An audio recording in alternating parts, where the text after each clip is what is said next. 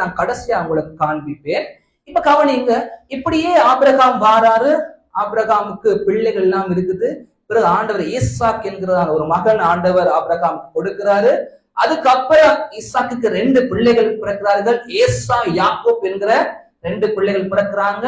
அதுல யாக்கோப்பு என்கிற ஒரு நபர் ஆண்டவர் தெரிவு செய்கிறாரு. அந்த யாக்கோப்பு தான் ஒரு நாள் ஜெபம் பண்றாரு. இரவா ஜெபம் பண்றாரு. என்ன ஜெபம் பண்றாரு? சொல்றாரு, ஆண்டவரை நீர் என்னை ஆசீர்வதிக்கும் வரைக்கும் உண்மை நான் விட மாட்டேன் சொல்லி விட்டா புதியா இரவா ஜெபம் பண்றாரு.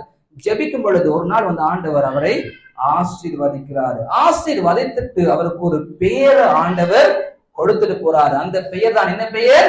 இஸ்ரவேல் என்கிற பெயர் ஆண்டவர் கொடுத்தார். அப்ப இஸ்ரவேல் பெயர் யாருக்கு கொடுக்கப்பட்டது? யாரு கொடுக்கப்பட்டது?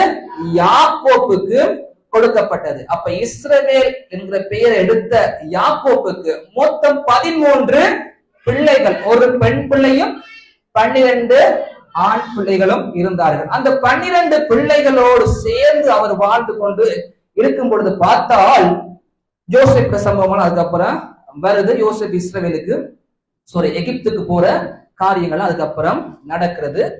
இப்படியே நடந்து கொண்டு போகும்போது பார்த்தா